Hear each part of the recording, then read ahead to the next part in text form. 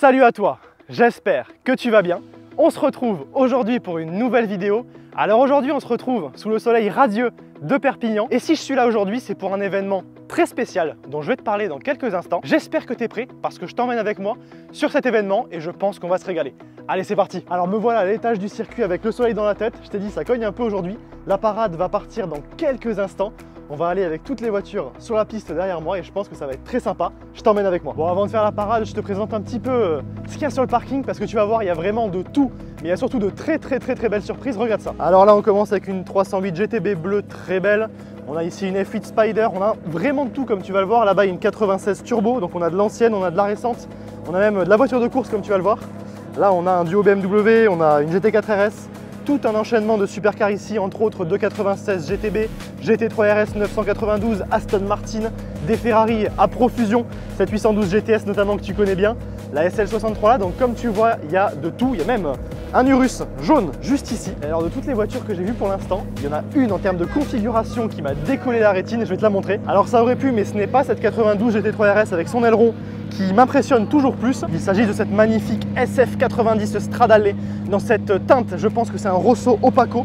Elle est tout simplement superbe avec l'intérieur comme ça carbone et Alcantara. Et je dois avouer que la configuration lui va merveilleusement bien avec ses liserés blancs un petit peu sur tout le tour de la voiture. Les courbes sont vraiment mises en valeur par cette teinte là avec les étriers jaunes et je dois avouer que en termes de configuration pour l'instant c'est ma petite préférée. Et toujours sur les SF comme tu le vois peut-être, tu as le moteur qui est placé très bas pour abaisser le centre de gravité. Et en face, je t'ai pas menti, il y a bien des voitures de course. Donc ce que je te propose maintenant, c'est que je t'emmène avec moi dans la parade dans une voiture peu commune, tu vas le voir. Et je pense qu'on va se régaler. Allez, c'est parti, je t'emmène avec moi et ça va être super cool. Le voilà mon taxi, c'est parti, on part en parade. Allez, c'est parti. Hop là. Allez, c'est parti. Je suis avec, dis-moi d'ailleurs, on n'a pas eu le temps d'être présenté. Pas de problème. Bah enchanté, Alex. Tac. Bon, allez, c'est parti. On tourne avec toutes les voitures sur le circuit là. C'est incroyable, il y en a quelques-uns qui commencent à se chauffer. Oh, je viens de voir une tête connue que tu verras un peu plus tard passer là avec la 92 GT3 que je t'ai présentée. Oh, et ce son du V12. Ah, c'est merveilleux.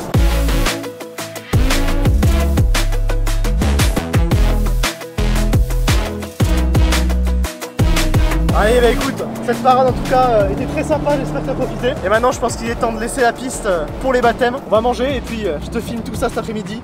Je pense qu'on va passer un très beau moment et avec, regarde, toutes les voitures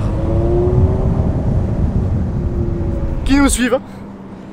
La journée est folle et je t'emmène avec moi. Bon, après cette parade, il fallait bien reprendre des forces. On est passé manger un truc avec bon, une autre voiture un peu sympa, regarde.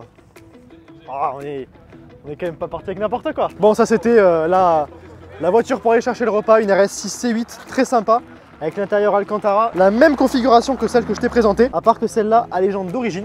Il faut avouer que ce Grinardo il lui va vraiment bien. Bon, c'est parti, les baptêmes ont commencé. Il y a toutes les voitures qui s'alignent derrière pour prendre les différentes personnes qui ont pris leur place pour pouvoir aller sur le circuit en passager.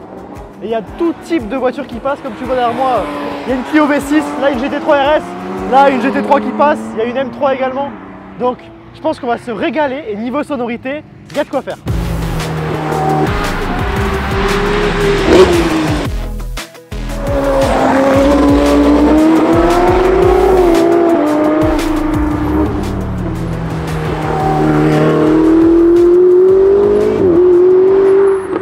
Alors je sais pas si t'as remarqué, bon déjà j'ai un gilet jaune magnifique. De deux, il y a pas mal de voitures qui passent derrière moi et de trois. Est-ce que tu as remarqué ce son très spécifique sur les Ferrari Turbo, cette espèce de souffle de turbine? C'est assez impressionnant, faut avouer, et c'est rare de les entendre parce que faut avouer qu'elles sont rarement pliées penchées, mais là on les entend bien. Je sais pas si tu as déjà remarqué. Bon, ben on se retrouve de nouveau sur la piste avec Paulin dans une autre voiture, cette fois-ci une M3. C'est une F80. Une F80, exact. C'est l'avant-dernière. Ouais, donc c'est des 480 chevaux, c'est ça? 430. 430? Ouais, 431.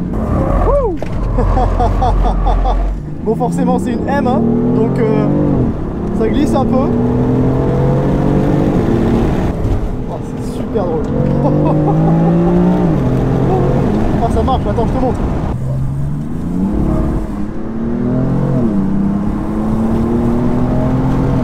C'est vraiment marrant. Alors évidemment c'est un 6 cylindres en ligne, donc c'est un 3 litres biturbo. Ouais, c'est ça. Et forcément, M oblige, c'est une pure propulsion.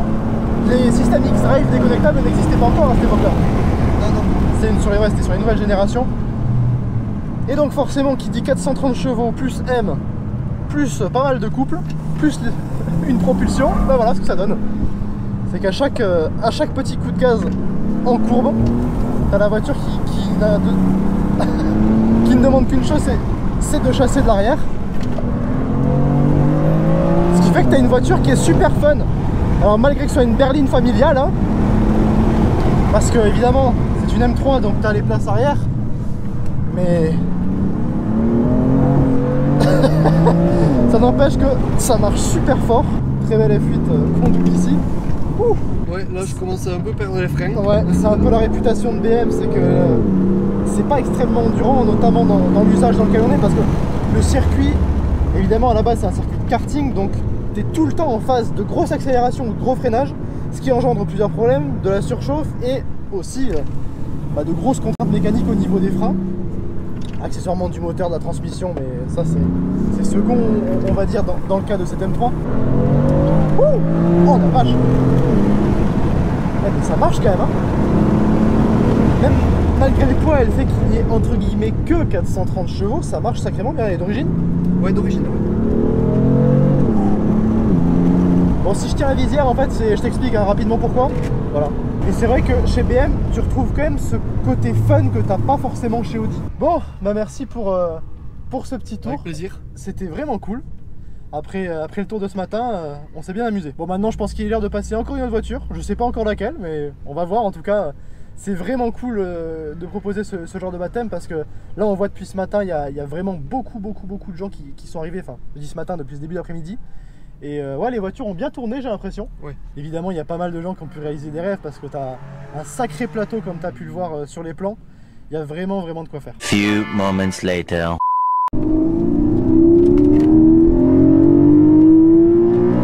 Bon, on se retrouve cette fois-ci avec Jean, c'est bien ça? Oui. Dans un 718 Cayman GTS, mais alors celui-ci c'est pas le 4 cylindres, c'est le 6 cylindres 4 litres atmosphérique, c'est bien ça? Un moteur qui est similaire au GT3, le fameux flat 6 4 litres atmosphérique, qui a une sonorité tellement particulière. Alors je présume qu'en plus sur un petit circuit comme ça, c'est l'outil idéal. Ah oui, absolument.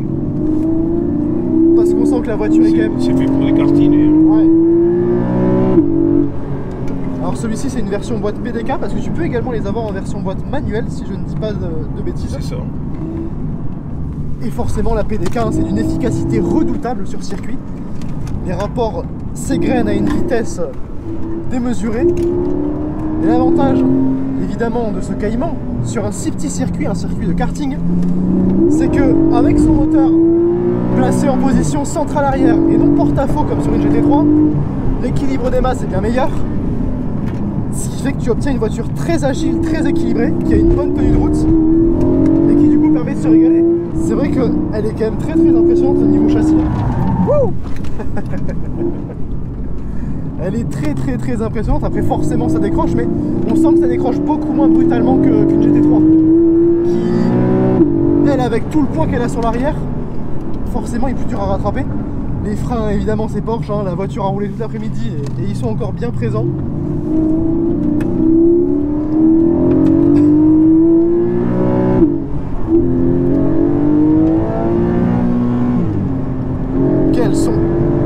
Quels sont? Alors une des spécificités du GTS, c'est que l'intérieur, tu as beaucoup d'Alcantara, tu as également des surpiqûres rouges.